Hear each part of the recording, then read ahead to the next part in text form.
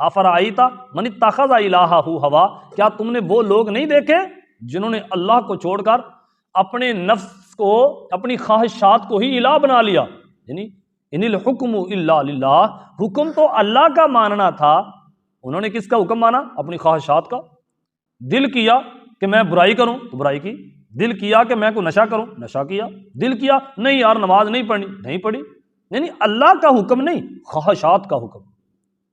جب انسان پکی توبہ کرتا ہے اس کے بعد پھر کوئی غلطی انسان سے اچانک ہو جائے تو نبی علیہ الصلوۃ والسلام نے فرمایا مومن کی مثال ایسے ہے جیسے مومن سے کوئی گناہ ہو جائے تو وہ یوں محسوس کرتا ہے جیسے میں ایک پہاڑ کے نیچے دب چکا ہوں، اور مجرم کی مثال ایسے ہے، منافق کی، کافر کی، اس کی مثال ایسے ہے کہ وہ گناہ کر کے عادی ہو چکا ہو، اس کے لیے کوئی گناہ ہی نہیں۔ نمازیں میچ کھیل رہے ہیں اور نمازیں جا رہی ہیں، اس کو کیا لگے بھائی نمازیں گئی ہیں، تو یہ تو اس کو لگے نا جس نے قرآن پڑھا ہے، جس کو پتہ ہے کہ میں راہ مستقیم پہ جانا ہے، میں اس رستے کا مسافر ہوں، میں نے آگے جنت میں داخل ہونا ہے۔ جنت میں داخل ہونے کے لیے انہی گاڑیوں پہ سفر کرنا ہوگا جن گاڑیوں کا پتہ نبی پاک صلی اللہ علیہ وسلم نے دیا ہے، جن چیزوں کا پتہ اللہ نے قرآن میں بیان کیا ہے۔ اس کے علاوہ تو باقی بھٹک جائیں گے۔ ایسی گاڑیاں بھی کھڑی ہیں جنت کے راستے پہ، جو گاڑیاں شیطان لے کے کھڑا ہے، وہ تجھے جنت کا راستہ دکھا کے گھما کے دوزخ میں جا کے پھینک دے گا۔ اس لیے اسی راستے پہ الرٹ ہونے کی ضرورت ہوتی ہے۔ اسی لیے نبی کریم صلی اللہ علیہ وسلم نے ارشاد فرمایا قرب قیامت کی نشانیوں میں سے ایک نشانی یہ ہے کہ لوگ صبح مسلمان شام کو کافر ہو جائیں گے، اور شام کے مسلمان صبح اپنا ایمان کھو دیں گے۔ یہ وہی مثال ہے۔ تب صحابہ کرام میں سے ایک صحابی کی نماز چھوٹتی تو کتنا افسوس ہوتا، کتنا افسوس ہوتا۔ اور آج کئی نمازیں ہی نہیں پڑھی، بلکہ کرکٹ کی وجہ سے، ایک کھیل کی وجہ سے، ایک شغل کی وجہ سے کتنی مساجد کو تالے لگا دیے جاتے ہیں جس سیکورٹی رسک ہے۔ نہیں، اس کو دین اسلام کو، وہ جنت کے راستے کو، ایک وہ ابلیس نے بس ہمیں گھیر لیا ہے۔ اس کا تو مشن یہ ہے کہ میں اپنے ووٹ بیلنس بڑھاؤں، کل وہ لوگ زیادہ اٹھیں کہ جو میرے ماننے والے ہیں۔ اس نے تو اللہ تعالیٰ کے ساتھ یہ وعدہ کیا ہے۔ اسی لیے یہ آزمائشوں سے پاک ہونے کے لیے اللہ کے پیغمبروں نے دعائیں مانگی ہیں۔ کیا کوئی ایسے بندے ہیں، کوئی ولی اللہ، اگر کوئی کامل ولی ہو، کیا وہ بھی راستے سے بھٹک سکتا ہے؟ ہاں بھٹک سکتا ہے، انسان ہے، اگر تو وہ اللہ سے ڈرتا رہے۔ وَمَن یُوقَ شُحَّ نَفْسِهِ فَأُولَٰئِکَ هُمُ الْمُفْلِحُونَ۔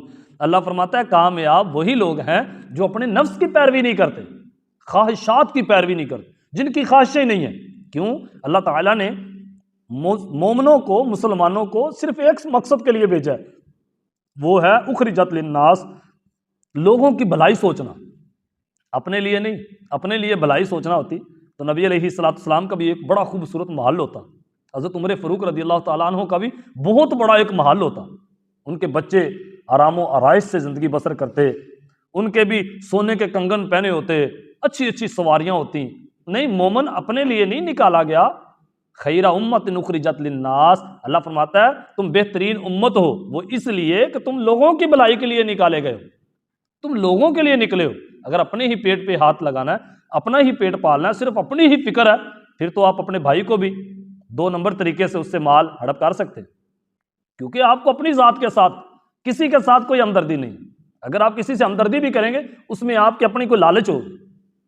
اس لیے جب انسان میں خواہشات کی پیروی پائی جائے تو پھر انسان اسی خواہشات کو ہی الہ مان لیتا ہے، پھر وہ اللہ تعالیٰ کے حکم کی پیروی نہیں کرتا، پھر وہ یہ نہیں کہتا کہ ان الحکم الا للہ۔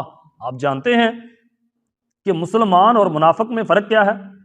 فرق یہ ہے کہ جس کے قول اور فعل میں متضاد، یعنی تضاد آ جائے، جس کا قول اور فعل یہ آپس میں ٹکرا جائیں، باتیں کچھ اور ہیں اور یہ کرتا کچھ اور ہے، بس جس کا قول اور فعل میں تضاد آ جائے، بندہ ہے رشوت کے خلاف لیکن کھاتا ہے بندہ نشے کے خلاف، قرآن کہتا ہے کہ نشہ حرام ہے، بندہ نشے کے خلاف ہے لیکن پیتا ہے، نشہ کرتا ہے۔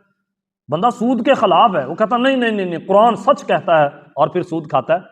یعنی جس کے قول اور فعل میں تضاد آ جائے اسے منافق کہتے ہیں۔ یہ معاملہ بڑا سخت ہے۔ قرآن پاک میں اللہ تعالیٰ نے ایک بنی اسرائیل کے، یعنی بنی اسرائیل کے دور کے ایک شخص کا تذکرہ کیا جسے کہتے ہیں بلم بن بعورہ، سورۃ انعام میں اللہ تعالیٰ نے اس کا ذکر کیا، فرمایا ہم نے اسے مستجاب الدعوات بنایا تھا، ہم نے اسے نعمتیں دی تھیں، یعنی جب وہ اللہ سے دعا کرتا تھا تو اللہ تعالیٰ اس کی دعا قبول کرتا تھا۔ مستجاب الدعوات، ایک کامل انسان تھا، اللہ جسے ایک سرٹیفکیٹ دے دے، اللہ خود قرآن میں کہہ رہا ہے کہ وہ اتنا کامل تھا، ہم نے اسے کامل بنایا۔ کیوں؟ اس لیے کہ وہ اللہ کا برگزیدہ بندہ بن گیا۔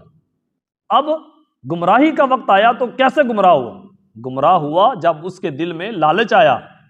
اللہ فرماتا ہے وہ بلندی کو چھوڑ کر پستی کی طرف چلا گیا، زمین کی طرف چلا گیا، اور پھر فرمایا وہ اس کی مثال ایک کتے کی طرح ہے جو کچھ کھا رہا ہو تب بھی ہانکتا ہے، جب کچھ نہ کھا رہا ہو تب بھی ہانکتا ہے۔ مطلب کہ جو انسان لالچی ہوتا ہے اس کی مثال اللہ تعالیٰ بیان فرما رہا ہے کہ جو لالچی ہو وہ بھلا ایک بڑے مقام کا ہو، بڑے عہدے کا ہو، لالچی کی مثال ایک کتے کی طرح ہوتی۔ شیخ سعدی نے بھی بیان کیا ہے کہ لالچی انسان کی مثال ایک کتے کی طرح ہے، اس سے بچ کے رہنا چاہیے، وہ اپنے سگے بھائی کی جان بھی لے سکتا ہے۔ جو لالچی انسان ہوتا ہے وہ رشتہ داروں کا بھی ساتھی نہیں ہوتا، ہم درد کبھی نہیں ہو سکتا، وہ لالچی ہے، کسی وقت بھی تمہاری گردن کو دبوچ سکتا ہے، اس کا مین مقصد اپنا پیٹ پالنا ہوتا ہے۔ ابھی یہ شیخ سعدی نے اپنے پاس سے بات نہیں کی، یہ قرآن سے ہی کی ہے، سورۃ انعام میں اللہ تعالیٰ نے بیان فرمایا ہے کہ اس کی مثال ایک کتے کی طرح ہے، وَمَثَلُهُ وَمَثَلِ الْكَلْبِ، اللہ فرماتا ہے اس کی مثال ایک کتے کی طرح ہے۔ کیوں؟ اس لیے کہ اس کے پاس اللہ نے دولت دی تھی۔ اللہ فرماتا ہے نا کہ جب کتے کو کوئی چیز دی جائے تب بھی ہانکتا ہے، نہ دی جائے تب بھی ہانکتا ہے۔ کیا مطلب؟ بھائی مطلب سیدھا سا ہے کہ جو لالچی ہوتا ہے اس کے پاس مال ہو تب بھی وہ مال کی لالچ میں ہے، جب نہیں ہے تب بھی لالچ میں ہے، جب ہے ہی لالچی۔